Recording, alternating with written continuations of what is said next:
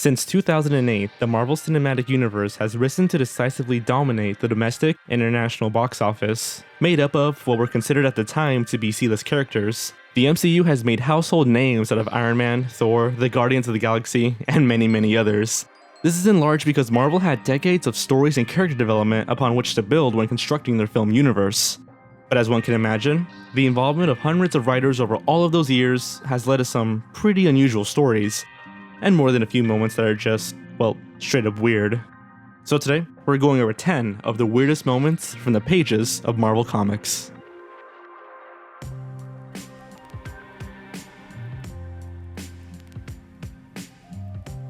The Hulk meets Rocket Raccoon. While he's now everybody's favorite gun-toting anthropomorphic space raccoon, the Guardian of the Galaxy known as Rocket had a very strange history before finally getting his time in the spotlight. Rocket was created by Bill Mantlo, who was inspired by the song Rocky Raccoon from the Beatles' White Album, and originally appeared with a very different characterization, like a notable lack of guns, in Marvel Preview number 7. But the character's first canon appearance took place in The Incredible Hulk number 271, published in May 1982, in which the Jade Giant found himself on Half-World, a planet populated by talking animals. Hulk is befriended by Rocket as he attempts to track down a mole named Judson Jakes, who they believe threatens all of Half-World if he gets his hands on an ancient relic known as the Gideon's Bible, another reference to a Beatles song. Along with Rocket's pal Walrus, which is yet again another Beatles reference, the trio are able to rescue Rocket's girlfriend Lila from Jake's clutches, although they fail to retrieve Gideon's Bible. Jake's chief scientist Pyko is then able to teleport the Hulk back to Earth. Rocket would find himself in a lot more stranger guest appearances, before being selected to round out the latest iteration of the Guardians in 2008. Spider-Man grows 4 extra arms. Beginning with Amazing Spider-Man 100 in September of 1971, Peter Parker embarked on the strangest story arc he had yet endured. Seeking a way to get rid of his superpowers so that he can pursue a normal life with Gwen Stacy, Peter consumes a potion of his own making that, shall we say, doesn't really quite work out in his favor. Rather than reversing his mutation, the potion causes him to continue mutating and spontaneously grow an extra 4 arms. Understandably upset, Peter seeks help from Kirk Connors, but arrives at his lab only to find it occupied by the living vampire Morbius, in his first ever appearance. During the fight, Dr. Connors arrives, promptly turns into the Lizard, and all hell breaks loose. The Lizard is bitten by Morbius in the ensuing scuffle, which, for some reason, causes him to retain the intellect of Kirk Connors. By an enormous leap of comic book logic, Dr. Connors correctly deduces that the blood of Morbius will cure Spider-Man of his extra appendages, restoring Peter to his familiar form by the end of issue 102. While this would not be the last time Spider-Man would undergo some involuntary bodily modifications, it was the first, and probably the weirdest. Squirrel Girl defeats Thanos. The Great Lakes Avengers were a laughably ineffective superhero team, featuring such venerable members like Doorman, Flatman, and Big Bertha, who received training in semi-official status by Hawkeye and Mockingbird, but that's mostly just to keep them out of everybody's way. However, one member of the team has managed to at least partially transcend from comic book relief to being a fan favorite, and that is Doreen Green, the unbeatable Squirrel Girl. While Doreen does have a degree of superhuman strength and agility, not to mention her prehensile tail, her most unexpectedly formidable superpower is the ability to communicate with and command squirrels, a power she used to disable and defeat Doctor Doom in her very first appearance. This led to a running gag of sorts in which Doreen has been shown to defeat enemies who are vastly more powerful than she is, up to and including the Mad Titan, Thanos.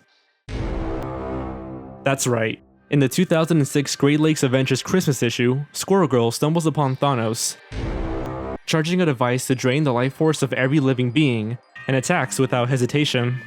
While the fight happens off-panel, a recurring theme of Squirrel Girl's victories, its aftermath is shown later in the story. Thanos is out cold, Doreen is still standing, and Yuetu the Watcher is conveniently on hand to congratulate her on saving the entire multiverse, and confirming that it was, indeed, the real Thanos. Blah, who just got his ass handed to him by Squirrel Girl. On a side note, Doreen has been shown to associate with Luke Cage and Jessica Jones, and even acted as their nanny for a time. Of course, both Luke and Jessica now exist in the MCU, and multiple Hollywood actresses have lobbied to be cast as Squirrel Girl, including Anna Kendrick and Shannon Purser of Stranger Things. Nightcrawler's journey through the well at the center of time. Uncanny X-Men 153, dated January 1982, was the X-Men at peak whimsy. While the rest of the students are helping cleaning up the school after a battle with the White Queen, Kitty Pryde spins a bedtime story for Ileana, the young sister of Colossus. The entire issue consists of Kitty's story, a bizarre fairy tale with weird and twisted versions of the X-Men. This world was later found to have been psychically tapped into by Kitty when she told her story in the Nightcrawler 4-issue limited series from 1985, as Nightcrawler finds himself quite hilariously transported there. Kurt encounters many weird versions of his friends, such as an even shorter, grumpier Wolverine named Mean, and 2 entire races based on himself, the Devilish Boggies and the Friendly Bamfs, which astute fans will recognize as the sound Nightcrawler makes when teleporting. Skipping across alternate dimensions, Kurt also encounters pirates, a shark wizard, an anthropomorphic cowboy T-Rex named Cretaceous Sam, and a gigantic evil version of himself called Dark Bamf. Kitty and Ileana spend the entire 4-issue series attempting to rescue Kurt, and they of course eventually succeed. While not really an essential Marvel story, it is notable for its sheer goofiness and a spot-on use of Nightcrawler as a perfect stray man for the craziness unfolding around him. Captain America becomes a werewolf. In a 1992 6-issue arc in the main Captain America series entitled Man and Wolf, beginning with issue 401, the Star-Spangled Avenger becomes involved during Wolverine's investigation into recent killings that appear to be the work of werewolves. Suspecting the reappearance of John Jameson, the son of J. Jonah Jameson, and formerly the creature known as Man-Wolf, they find that his moonstone, the source of his transformations, is missing, and J. Jonah is unaware of his whereabouts. They eventually find that the villains Nightshade and Dr. Druid are attempting to produce some kind of werewolf army, having developed a serum that prompts the transformation. Attacked by a mesmerized Wolverine and Nightshade, Cap is knocked out long enough for the serum to be administered, and in issue 405, we are treated to the sight of Cap Wolf. The transformed Captain America still retains his reasoning ability, meaning he is able to find John Jameson, earn the respect of all the other werewolves, and lead them in battle against Dr. Druid and his armies, prevailing with some last-minute assistance from the mutant time-traveling super soldier, Cable. Cap is eventually able to shake off the effects of the Wolf Serum, but the 3 issues for which we got Cap Wolf will never be forgotten, no matter how much Marvel may want us to. Luke Cage beats up Dr. Doom over $200. Sometimes known by his codename Power Man, Luke Cage is among the first black superheroes and has endured by virtue of being remarkably badass. Endowed with super strength and unbreakable skin in an experiment gone wrong, Cage set the tone for his character early by becoming a no-nonsense hero for hire, and in an arc beginning in issue 8, he demonstrates why nobody, and I mean nobody, would be wise to stiff Power Man.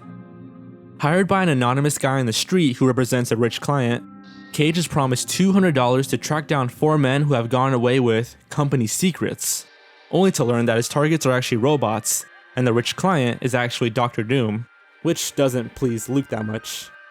Disgruntled, but needing to pay the bills, Luke destroys the robots and retrieves Doom's secrets, but Doom makes the mistake of departing for his home country of Latveria without first holding his end of the bargain. So of course, Cage borrows a plane from the Fantastic Four, flies all the way to Latveria, and kicks the crap out of the extremely formidable Dr. Doom. Hilariously, his tactics of repeatedly punching the exact same spot causes Doom's armor to fail. And yes, just in case you're wondering, Doom did pay up. The Punisher turns black. In the realm of characters with no actual superpowers, few are more resourceful than Frank Castle, the Punisher.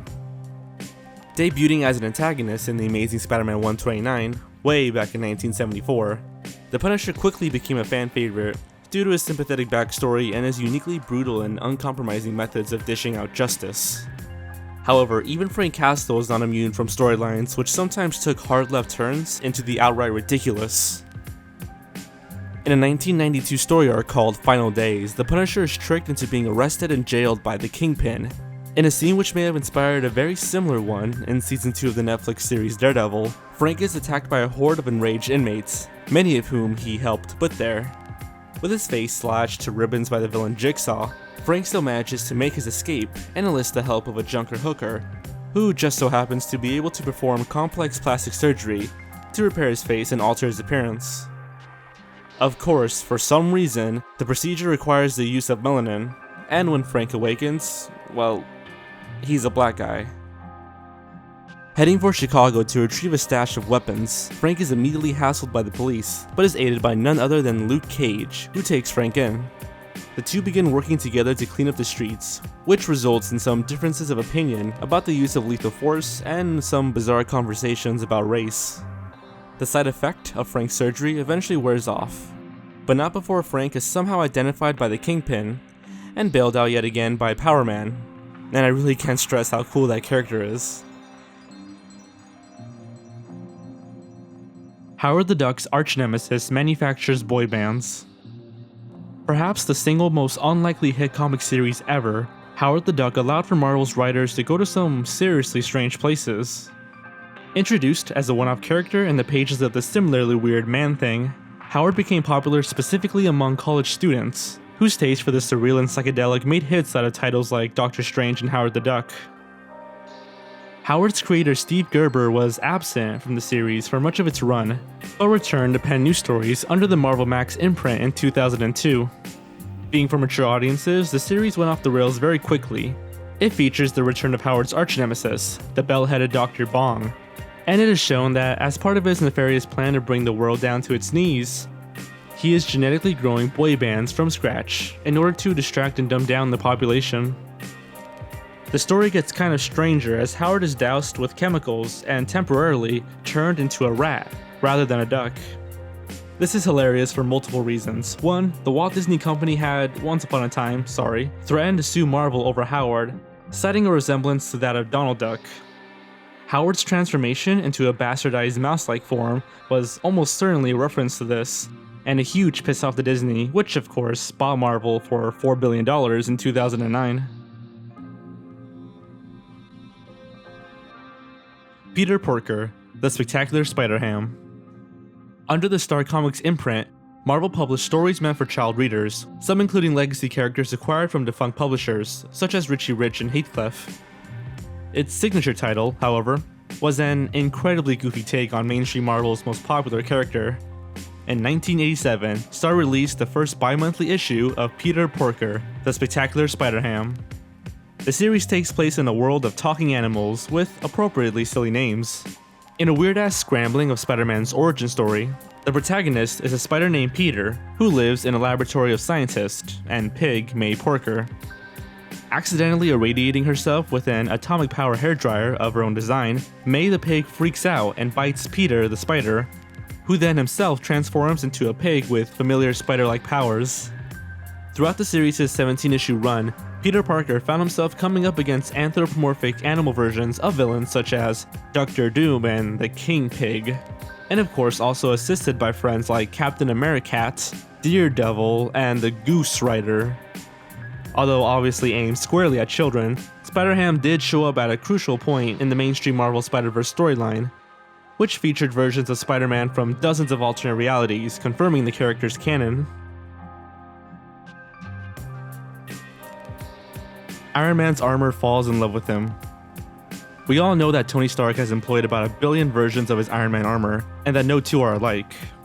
In a 2000 storyline, an AI upgrade to the latest iteration of the armor went haywire during a fight with the villain Whiplash, causing Stark to suffer a heart attack and producing an even more troubling side effect in the armor. Stark had awakened to find that it had become sentient. In much the same fashion as the Venom symbiote, the new AI worked in tandem with Tony at first, and then began to dig the whole being Iron Man thing a bit too much, taking over and killing Whiplash during a rematch. Tony's attempts at teaching it about morality, including a trip to Whiplash's funeral, seemed to met with mixed results, as the AI wired itself deep into the systems of the Stark House in an apparent attempt to assimilate Tony's lessons. It was, however, simply charging itself up for a fight.